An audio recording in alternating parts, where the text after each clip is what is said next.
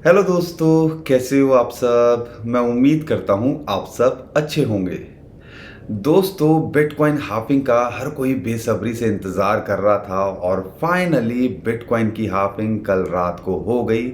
आप कह लीजिए शायद एक नई शुरुआत बिटकॉइन और क्रिप्टो करेंसी के लिए यहाँ हो सकती है, क्योंकि हर बार की तरह मेरे पास में चार्ट्स हैं, मेरे पास में डेटा हैं जो आपको कहीं ना कहीं ये बताते हैं कि अगला 1 डेढ़ साल शायद क्रिप्टो करेंसी मार्केट के लिए, बिटकॉइन के लिए बहुत अच्छा होने वाला है। क्योंकि हाफिंग को आप हल्के में मत लीजिएगा। बिटकॉइन की प्रोडक्शन आधी होना इसको कहते हैं, और कई लोग जो है ये समझते हैं कि ये बिटकॉइन आधा हो जाता है। बिटकॉइन आधा नहीं होता, बिटकॉइन की प्रोडक्शन आधी हो जाती है। फॉर एग्जाम्पल, पहले यानी कि कल रात से पहले बिटकॉइन लगभग 900 बिटकॉइन बनते थे एक दिन के अंदर, अब वो बनने लगे हैं 450। यानी कि बिटकॉइन की सप्लाई और कम हो गई है। तो यहाँ पर बिटकॉइन का क्या लगता है, और जो आपके मन के अंदर डर है कि क्या बिटकॉइन $50,000 या हमने टॉप देख तो नहीं लिया है $75,000, तो शायद आपको एक आइडिया लग सके मेरे चार्ट्स के माध्यम से और जो टेक्निकल इंडिकेटर्स मैं आपको दिखाने वाला हूँ उसके माध्यम से कि बिटकॉइन भी अगले 1 डेढ़ साल के अंदर अच्छा करता दिख सकता है, और यहाँ पर ओवरऑल क्रिप्टो करेंसी मार्केट भी आपको अच्छा करते दिख सकती है। और साथ में कुछ जो है कॉइन्स की तो हम बात कर ही लेंगे। तो दोस्तों, उम्मीद करता हूँ सिचुएशन कैसी भी हो मैं आपके साथ यहाँ बना हुआ हूँ, बना रहूँगा। तो चैनल को सब्सक्राइब ज़रूर करिएगा और वीडियो को लाइक करना बिल्कुल न भूलिएगा। तो दोस्तों, सबसे पहले मैं बिटकॉइन की बात कर लेता हूँ। और यहाँ पर बहुत हलचल चल रही है बिटकॉइन को लेके, और बहुत सारे लोग बहुत सारी बातें करते हैं। लेकिन एक बड़ा ओकेजन बिटकॉइन हाफिंग हुई और इसको एक फेस्टिवल की तरह लेते हैं, और यहाँ पर कई लोग अपने अपने नज़रिए से इसको देखते हैं। कई लोग कहते हैं कि बिटकॉइन हाफिंग से पहले क्रैश होता है, कई लोग बोलते हैं बिटकॉइन हाफिंग के बाद में क्रैश होता है, और कई लोग बोलते हैं कि यहाँ पर बिटकॉइन हाफिंग के बाद जलवा देखने को मिलता है ओवरऑल क्रिप्टो करेंसी मार्केट का।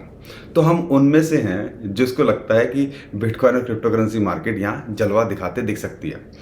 लेकिन ये जो छोटे मोटे झटके आते हैं, जैसे कि अभी रिसेंट एग्जांपल है, $74,000 से बिटकॉइन लगभग $60,000 के नीचे पिछले 2 4 दिनों के अंदर फिसल गया। एक बड़ा रीज़न निकल के आया उसके अंदर, ईरान और इजराइल का जो कॉन्फ्लिक्ट हो रहा है। और $60,000 के नीचे फिसलने का एक रीज़न था कि ईरान जो इजराइल है उसने रिटेलिएट किया है, और बाद में ये चीज़ निकल के आई कि कुछ इंटरनल इशू था। ऐसा कुछ भी नहीं निकल के आया, और बिटकॉइन फटाक से $60,000 नीचे जाने के बाद यहाँ पर दोबारा से रिकवर कर गया, और इस टाइम पे $64,000 के ऊपर चल रहा है। बहुत सारे लोगों को लगता है कि यार बिटकॉइन की हाफिंग हो रही है तो मार्केट के अंदर एकदम से बहुत ज़्यादा फ्लक्चुएशन देखने को मिलेगी, लेकिन ऐसा नहीं होता है। यहाँ पर आपको लग रहा है कि इसका इम्पैक्ट एकदम से पड़ता है, ऐसा नहीं होता है। मैं आपको 2000 देखो, ये मेरी तीसरी हाफिंग है, और पहली हाफिंग 2016 की अगर मैं बात करता हूँ तो वहाँ पे मुझे भी लगा था, क्योंकि मुझे लगा कि पता नहीं सप्लाई आधी हो जाएगी, डिमांड बढ़ रही है, तो एकदम से पता नहीं प्राइस जो है बहुत बूस्ट ना कर जाए। ऐसा कुछ नहीं हुआ। तो उस टाइम पे मुझे समझ में आ गया कि यहाँ पे खेल शॉर्ट टर्म नहीं है, थोड़ा सा टाइम देना पड़ेगा। और फिर जब बिटकॉइन भागा 1 2 महीने के बाद में, तो हमने ऐसा देखा कि शायद मैंने मिस कर दिया, मैं और ले सकता था। ऐसा ही मेरे साथ में 2020 के अंदर ज़्यादातर लोगों को पता ही नहीं था बिटकॉइन की हाफिंग क्या होती है, या हाफिंग उनको लग रहा था कि हाफिंग के आसपास जो है बिटकॉइन एकदम से बड़ा पंप कर सकता है, हाफिंग के बाद कर सकता है। लेकिन ऐसा कुछ नहीं निकल के आया, और कल रात भी जैसा कि हम पुरानी वीडियोस के अंदर आपको बता रहे थे वैसा ही हुआ कि कुछ खास फ्लक्चुएशन नहीं देखने को मिली। लेकिन बिटकॉइन ईटीएफ की बात करते हैं, या जो ओवरऑल इंस्टीट्यूशंस का खेल चल रहा है उसको इग्नोर नहीं किया जा सकता, क्योंकि पहली बार ऐसा हुआ बिटकॉइन हाफिंग से पहले हमने मार्केट को पंप करते देखा और ऑल टाइम हाई के पार जाते देखा। चलो ये बात अलग है, बिटकॉइन हाफिंग के बाद में वो जो $69,000 था जो बिटकॉइन का आपके लिए 2021 का टॉप था, वो वहाँ से वो नीचे इस टाइम पे ट्रेड कर रहा है, यानी कि क्लोजिंग उससे ऊपर नहीं करी। लेकिन यहाँ पर जो चार्ट्स हैं वो कहीं ना कहीं बहुत ही इंटरेस्टिंग है। मैं बाहर हूँ लेकिन मुझे पता है मेरे भाई बहन मेरी वीडियोस का बहुत बेसब्री से इंतज़ार करते हैं। तो मैं देखो 3-4 घंटे सो जाऊँगा, लेकिन पिछले 2-3 घंटे से मैं डाटा और चार्ट्स बनाने की कोशिश कर रहा था कि यहाँ पर हाफिंग के बाद होता क्या है। तो मैं आपके लिए यहाँ पे 3-4 चीज़ें लूँगा, ठीक है। पीछे के डाटा को कैलकुलेट करेंगे। हाफिंग के बाद में यहाँ पर एक 30 दिन के अंदर, यानी कि आप कह लीजिए मोटा मोटा 1 महीने के अंदर बिटकॉइन का हाईएस्ट पीक क्या होता है, क्या रिटर्न देता है। 180 दिन यानी कि आप कह लीजिए 6 महीने के अंदर क्या हाईएस्ट पीक होता है, क्या रिटर्न देता है, क्या नेगेटिव देता है, पॉजिटिव देता है, 1 साल के अंदर क्या देता है और टॉप कब बनाता है। एक फेयर आइडिया हमें लग जाएगा कि यहाँ पर हमें अगले 1-1.5 साल के अंदर बिटकॉइन और क्रिप्टो करेंसी मार्केट क्या करते दिख सकती है। और यहाँ पर बिटकॉइन के अलावा जो क्रिप्टो मार्केट कैप है उसके चार्ट को अगर ऑब्जर्व करते हैं तो यहाँ पे बहुत इंटरेस्टिंग एक और इंडिकेटर मैं लेके आया हूँ, इचिमोको क्लाउड, और उसके अंदर जो गोल्डन क्रॉस के बाद क्या खेल होता है उसको भी समझाने की कोशिश करूँगा। लेकिन दोस्तों सबसे पहले मैं बात करता हूँ बिटकॉइन हाफिंग की। और यहाँ पर देखो शुरुआत शुरू से ही होगी।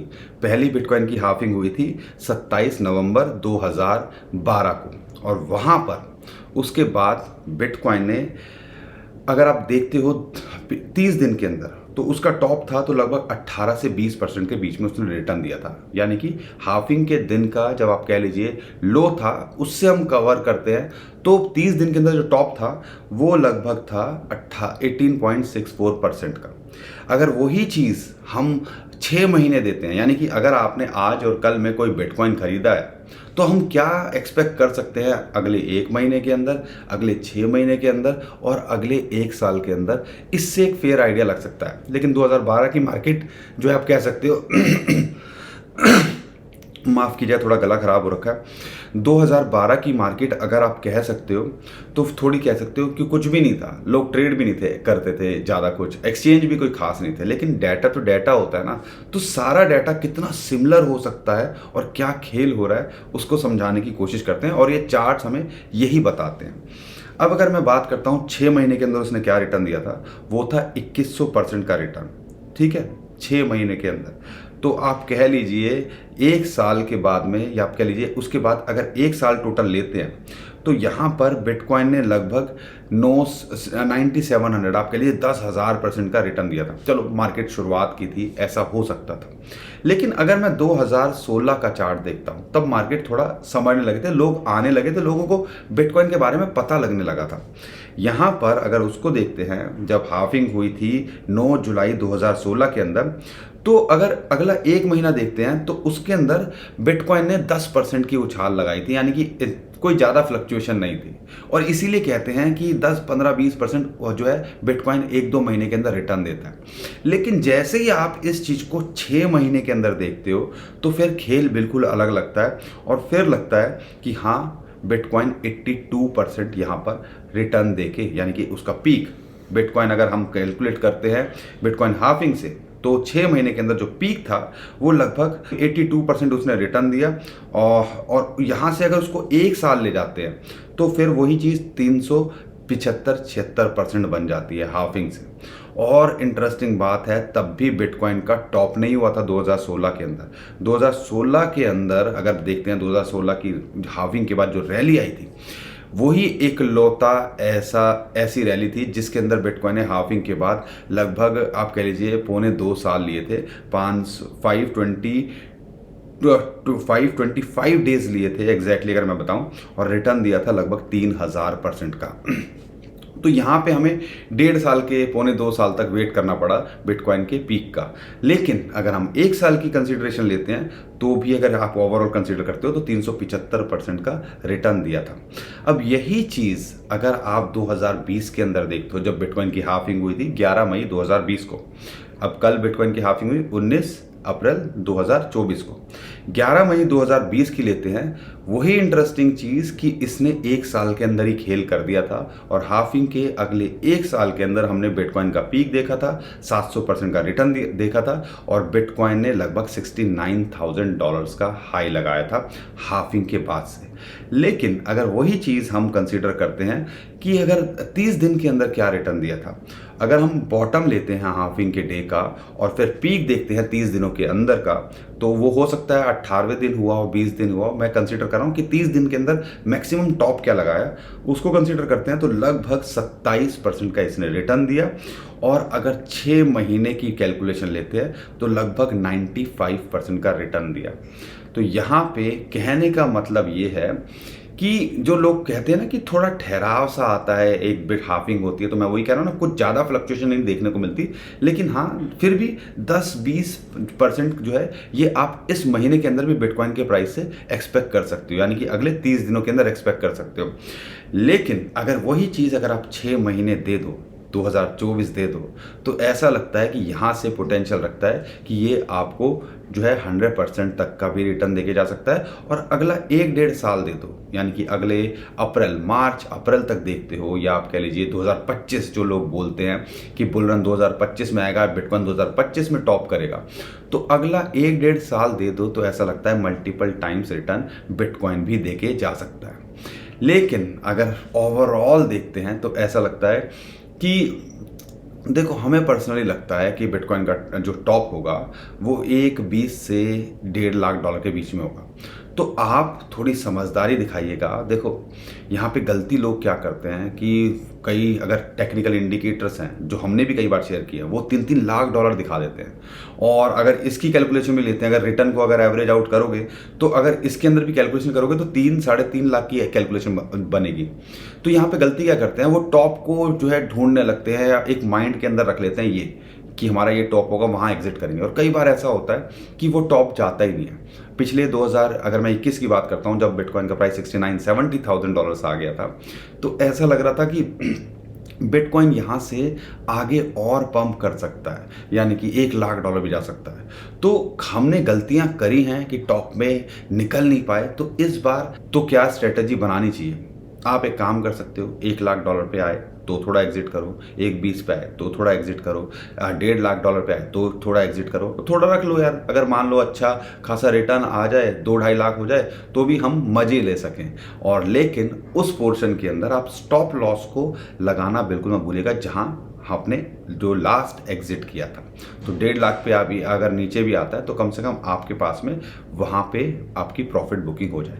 तो ये थोड़ी स्ट्रेटजीज हैं जो बना सकते हो। ये सारी चीज़ें थोड़ा सा आपको करने की ज़रूरत है। और उम्मीद करता हूँ आपको जिस हिसाब से बिटकॉइन की हाफिंग हुई है, जिस हिसाब से हाइप बन रही है, आने वाले 1-1.5 साल के अंदर आपको बहुत कुछ अच्छा क्रिप्टो करेंसी मार्केट और बिटकॉइन करता दिख सकता है। आपको मेरी बातें तो समझ में आ रही है ना? आपको ये चार्ट समझ में आ रहे हैं ना? अगर चार्ट समझ में आ रहे हैं, बातें समझ में आ रही है, तो वीडियो को लाइक करिए, चैनल को सब्सक्राइब करिए और हमारी फैमिली का हिस्सा बनिए, क्योंकि ऐसा कंटेंट हम लगातार लेके आते रहते हैं जिससे आपको कुछ फ़ायदा हो, या कुछ नॉलेज में तो कम से कम इजाफा हो, प्रॉफिट में हो ना हो, कम से कम आपको एक नया एंगल तो समझने को मिले। लेकिन शॉर्ट टर्म में थोड़ी टेंशन लगती है। वो कैसे? क्योंकि देखो, ग्लोबल जब भी कुछ सिचुएशन गड़बड़ होती है ना, तो आप कह लीजिए उसका प्रेशर देखने को मिलता है, चाहे वो कोरोना के टाइम पे हो, चाहे वो जब यूक्रेन और रशिया का कुछ कॉन्फ्लिक्ट हुआ था तब हो, और अभी देखो बिटकॉइन $68,000 से जब ऐसी न्यूज़ निकल के आई थी ईरान वाली, तो हमने $60,000 बिटकॉइन का प्राइस देख लिया। तो टेंशन रहती है, लेकिन छोटे मोटे झटकों से आप इसको एक अपॉर्चुनिटी की तरह देख सकते हो।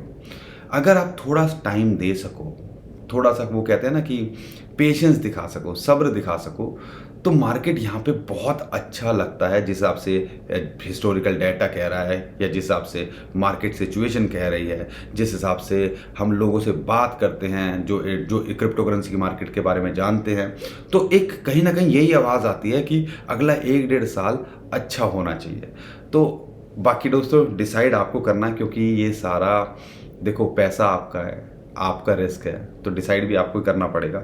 लेकिन शॉर्ट टर्म में अगर मैं देखता हूँ तो बिटकॉइन का लगता क्या है, शॉर्ट टर्म के अंदर अगर मैं कंसीडर करता हूँ, तो जो $60,000 है, या आप कह लीजिए जैसा आपको स्क्रीन पे चार्ट दिख रहा है, $64,000 के अंदर लगातार ये आ रहा है, यहाँ पे विक बन रही है और फिर यहाँ से बाउंस बैक करने की कोशिश कर रहा है, या आप कह लीजिए एक एक्यूमुलेशन जोन यहाँ पे बनाने की ये कोशिश कर रहा है। अगर यहाँ से गिरता है, देखो बुरे हालात में यहाँ पे अब मैं 2 चीज़ें आपको बताऊँगा जो मैंने पिछले मेरे ख़्याल से मैंने इस बारे में पहले भी ज़िक्र किया था लगभग 1 डेढ़ महीने जो पहले। लेकिन एक जो पॉइंट है, एक जो लेवल है जिसके बारे में मैं लगातार बात कर रहा था, वो था फिबोनाची की रेशियो 0.786 या आप कह लीजिए $57,058,000। इंटरेस्टिंग बात क्या है, 100 डे मूविंग एवरेज की सपोर्ट की बात करते हैं, फिबोनाची की रेशियो की बात करते हैं, या गोल्डन रेशियो मल्टीप्लायर की बात करते हैं, या बिटकॉइन ईटीएफ की जो अगर एवरेज करते हैं तो लगभग वो 56 से $58,000 के बीच में ही कहीं ना कहीं कैलकुलेशन आती है। तो ऐसा लगता है कि यहाँ एक इम्पॉर्टेंट सपोर्ट है। और इंटरेस्टिंग बात एक और मत भूलिएगा, अगर पूरे हालात होते हैं, मान लो कई लोग जब नेगेटिव ही सोचते हैं, चलो हम भी आज आपके लिए नेगेटिव सोचते हैं, हालांकि एक बड़ा दिन है, ठीक है, हमारे लिए तो एक त्यौहार से कम नहीं है, लेकिन आपकी खुशी के लिए हम नेगेटिव सोचते हैं, तो कहाँ तक आ सकता है? तो कहीं ना कहीं $50,000 एक इम्पॉर्टेंट सपोर्ट निकल के आती है। क्योंकि अगर आप देखते हो 21 वीकली मूविंग एवरेज जो कि लगातार यहाँ पे बिटकॉइन के लिए सपोर्ट बन के आती है जब भी बिटकॉइन की एक रैली हम देखते हैं, ठीक है ना। तो वो एक ध्यान रखिएगा, अगर वो जो है लगभग $52,000 के आसपास आती है। साथ के साथ में अब माइनिंग आधी हो रही है, ठीक है ना, प्रोडक्शन आधी हो जाएगी, माइनिंग आधी हो रही है, वाह, एक तरह से कह सकते हो। तो माइनिंग या प्रोडक्शन आधी हो रही है बिटकॉइन की, तो अब जो कॉस्ट आएगी ना, पहले जो 25 से 30 हज़ार डॉलर के आसपास आ रही थी, वो $50,000 के आसपास आती है। तो कहीं ना कहीं अगर उससे नीचे जाएगा तो भैया मार्केट या नेटवर्क को मेंटेन कैसे कर पाएंगे? तो कहीं ना कहीं उसका भी एक साइकोलॉजिकल है, और कहीं ना कहीं एक बड़ा रीज़न है कि इससे नीचे नहीं टूटना चाहिए। अगर इससे नीचे टूटेगा तो बहुत ही शॉर्ट टर्म के लिए हो सकता है, ऐसा नहीं होगा कि आपको बहुत लंबा वेट करना पड़ेगा। अगर माइनर्स जो है नुकसान में रहेंगे तो माइनिंग क्यों करेंगे? एक लॉजिक आपको समझना पड़ेगा। तो आप कह लीजिए बुरे हालात के अंदर ये लेवल हो सकते हैं 2 जिन पे आपको नज़र बना के रखनी है। लेकिन अच्छे की बात करते हैं, जिस हिसाब से सिचुएशन लग रही है, और हाफिंग के बाद अगर 1 महीने की कैलकुलेशन लेता हूँ और मैं कहता हूँ चलो 10 से 15% भी बढ़ता है और 10% भी बढ़ता है, तो हम $70,000 के आसपास तो अगले 1 महीने के अंदर यहाँ रहने चाहिए, या अपने ऑल टाइम हाई जो इसका $74,000 के आसपास है उसको भी टेस्ट करते देख सकते हैं, ठीक है। तो ओवरऑल ये सारा चल रहा है, और एक मैंने डीप जो है एनालिसिस करने की कोशिश की, आपको बताने की कोशिश की डाटा को कि यहाँ पे क्या है। और देखो कई बार क्या होता है हमें दिखता नहीं है कि हो क्या रहा है, और लेकिन ये जो डाटा है या ये जो चार्ट्स होते हैं वो कहीं ना कहीं हमें वही बताते हैं कि हाँ यार ऐसा भी था। क्योंकि जब तक हम पढ़े, देखो ये चार्ट बनाने में मुझे 3 घंटे लग गए, या ये कैलकुलेशन करने में मुझे 3 घंटे लग गए, तो फिर हम निकल के आया अच्छा बहुत कुछ सिमिलर है, और ऐसा फिर एक कॉन्फिडेंस बढ़ जाता है कि यार मार्केट यहाँ पे अच्छा कर सकती है, और अगर पीछे 3 बार ऐसा हुआ है तो चौथी बार क्यों नहीं हो सकता। और यहाँ पर जब अब बड़े बड़े दिग्गज हैं, ब्लैक रॉक, फिडेलिटी जैसे, लगातार इनके अंदर जो इनका इन्फ्लो है पॉजिटिव ही रहा है। कभी अभी तक पिछले 2-2.5 महीने के अंदर इनका इन्फ्लो नेगेटिव में नहीं गया। इन्फ्लो नेगेटिव में जाना मतलब सेलिंग नहीं देखी गई अभी तक इनके ईटीएफ के अंदर। तो कहीं ना कहीं जब ये ऐसे लगातार बाइंग कर रहे हैं, तो या उनके थ्रू रिटेलर्स बाय कर रहे हैं, और रिटेलर्स ऐसा नहीं है, देखो उनके फाइनेंशियल एडवाइज़र होते हैं। जब कोई रिटेल के अंदर आता है तो फाइनेंशियल एडवाइज़र उसको एडवाइस करते हैं, और ब्लैक रॉक और फिडेलिटी को देखते हो तो उनकी एक अच्छी खासी टीम होती है जो रेकमेंड कर रही हो कि ईटीएफ को लो। तो वो इसलिए नहीं कर रहे होंगे अपने क्लाइंट का नुकसान कराएं, क्योंकि अगर वो अपने क्लाइंट का नुकसान कराएंगे तो भैया जब क्लाइंट ही नहीं रहेंगे तो कंपनीज कहाँ से रहेंगी। तो हो सकता है उनका प्रोस्पेक्टिव थोड़ा बड़ा हो और वो कब खेल कर दें, और जैसे कि उन्होंने 10-10 हज़ार डॉलर की जो है लगातार पंप किया, 30 से 40 किया, 40 से 50 किया, 50 से 60 किया, 60 से 70 किया। अब हो सकता है यहाँ पे ये थोड़ा सा हमें ब्रीदर दे रहे हैं, आरएसआई हो या दूसरे ओवरबॉट पोजीशन की सिचुएशन थी वो अभी यहाँ पे ईज आउट होते दिख रही है। तो आने वाले टाइम के अंदर यहाँ पे एक अच्छी अपॉर्चुनिटी या हमें एक बड़ा पंप भी देखने को मिल सकता है। ठीक है दोस्तों, तो ये ओवरऑल बिटकॉइन को लेके हमें अभी समझ में आ रहा है। लेकिन अगर मैं बात करता हूँ, एक और चार्ट है मेरे पास में जो लगता है कि कहीं ना कहीं काफ़ी इंटरेस्टिंग है, और जो है ये टोटल क्रिप्टो मार्केट कैप का चार्ट है और इसके अंदर बिटकॉइन हटा के बात कर रहा हूँ। तो यहाँ पे अगर आप देखते हो इचिमोको क्लाउड का गोल्डन क्रॉस, जिसके अंदर मैं दो लाइनों की बात करूँगा। एक मैं बात करूँगा ब्लू लाइन, आप कह लीजिए टेनकेन सेन, और एक है रेड लाइन जिसको कहते हैं काई जून। ठीक है, जब भी ये क्रॉस करते हैं, ठीक है, एक तरह से गोल्डन क्रॉस और एक पॉजिटिव सिग्नल माना जाता है। अगर मैं बात करता हूँ ये 2020-21 के अंदर जब हुआ था, उसके बाद लगातार हमने ओवरऑल क्रिप्टो बुल रन देखा था और अगले एक साल के अंदर हमने बहुत अच्छा क्रिप्टो करेंसी मार्केट को करते देखा था। ऐसा ही अभी होता दिख रहा है और सेम ही चीज़ 2016 में हुई थी। जब हुआ तो उसके बाद हम लगातार अगले एक डेढ़ साल तक बिटकॉइन और क्रिप्टो करेंसी मार्केट के अंदर ग्रोथ होते हमने देखी। तो ऐसा लगता है कि ये भी कहीं ना कहीं एक सिग्नल है कि आने वाले टाइम के अंदर क्रिप्टो करेंसी मार्केट अच्छा करते दिख सकती है। ये सिग्नल हो गया बिटकॉइन हाफिंग। जब बिटकॉइन भागता है तो फिर ऑल्ट कॉइन्स तो फॉलो करते हैं और हमें लगता है कि वो भी आने वाले टाइम के अंदर करते दिखेंगे। तो ये एक और इंटरेस्टिंग चार्ट था जो मुझे लगा आपके साथ में शेयर करना चाहिए। और ओवरऑल कॉइन्स की अगर मैं बात करता हूँ, इथेरियम देखो जब $1,000 के आसपास भी आया था तो हम चीख चीख के बोल रहे थे कि ये एक अपॉर्चुनिटी की तरह है, क्योंकि $5,000 लगभग लगाने के बाद में $1,000 पे मिल रहा था। तो अपॉर्चुनिटी कैसे ना दिखे। जिन्होंने लिया तो उन्होंने अभी जो है $4,000 भी देखा, अभी $3,000 के आसपास चल रहा है। तो यहाँ पर अगर एक सपोर्ट है $2,900 पे, यहाँ पे इसको एक एंट्री बनाई जा सकती है। अगर शॉर्ट टर्म में देख रहे हो तो लगभग $3,350 के आसपास इसको रेजिस्टेंस है। अगर उसको ऊपर जाता है तो $4,000 भी आपको देखने को मिल सकता है। मैटिक $0.6 से नीचे आ गया था, लेकिन अगर आपको यहाँ पे भी मिल रहा है $0.65 के आसपास तो लिया जा सकता है। डॉट, और अगर मैं इन सब की बात कर रहा हूँ तो हाविंग या अगले एक डेढ़ साल तक देखते हो तो इसके अंदर ऑल टाइम हाई या इससे ऊपर भी जाते देख सकते हैं। डॉट भी यहाँ पे जो है इसके अंदर एंट्री ली जा सकती है। शिवा भी 2500 के नीचे मिल रहा है तो एंट्री ली जा सकती है। डॉज हमारी रेंज में है $0.15, उसके नीचे जो है या इसके आसपास लिया जा सकता है। एडीए की बात करते हैं, कार्डानो पुराना घोड़ा है, आधे डॉलर के नीचे मिल रहा है, इसके अंदर एंट्री ली जा सकती है। एटम जो है $8 के आसपास मिल रहा है, इसके अंदर एंट्री ली जा सकती है। XRP आधे डॉलर के आसपास, देखो इसके अंदर ज़्यादा फ्लक्चुएशन नहीं होती है, आधे डॉलर के आसपास ये कहीं ना कहीं मेंटेन करने की कोशिश कर रहा है। अगर यहाँ पे मिलता है तो लिया जा सकता है। लेकिन अगर हम बात करते हैं ARB की, $1 के आसपास मिल रहा है तो अगला एक डेढ़ साल तक जो रख सको तो वो भी एक आपको अच्छा करता दिख सकता है। सोलाना $134 के आसपास मिल जाए, एक अच्छी सपोर्ट है, वहाँ लिया जा सकता है। और एक $100 के आसपास यहाँ इसको लिया जा सकता है। बाकी दोस्तों बहुत सारे कॉइन्स हैं जिनके ऊपर लगातार आप हमसे कमेंट करके पूछ रहे हो। मैं कोशिश करूँगा आने वाले टाइम के अंदर डिटेल में उनके बारे में बात करूँ, लेकिन ओवरऑल देखते हैं। अगर बड़े कॉइन्स आप लेके रखे हुए हो तो उनको लेके रखो, अच्छे यूज़ केस हैं तो आपको अच्छा करते दिख सकते हैं। और बाकी कुछ भी और कुछ पूछना है तो आप मुझसे कमेंट में पूछ सकते हो, मैं कोशिश करूंगा उसकी रिप्लाई करने की। और उम्मीद करता हूं हर बार की तरह आपको मेरी वीडियो पसंद आई होगी। वीडियो पसंद आई है तो वीडियो को लाइक करिएगा, चैनल को सब्सक्राइब ज़रूर करिएगा और हमारी फैमिली का हिस्सा बनना बिल्कुल मत भूलिएगा। ट्विटर टेलीग्राम को भी फॉलो कर लीजिएगा, नीचे डिस्क्रिप्शन में जो लिंक है उसी से कीजिएगा। बहुत सारे स्कैमर हमारे नाम से स्कैम करने की कोशिश कर रहे हैं, उससे भी आप बच पाओगे। अभी के लिए विदा लेता हूँ। खुश रहिए, मुस्कुराते रहिए, कमाते रहिए। आपका दोस्त पंकज। थैंक यू, नमस्कार, धन्यवाद।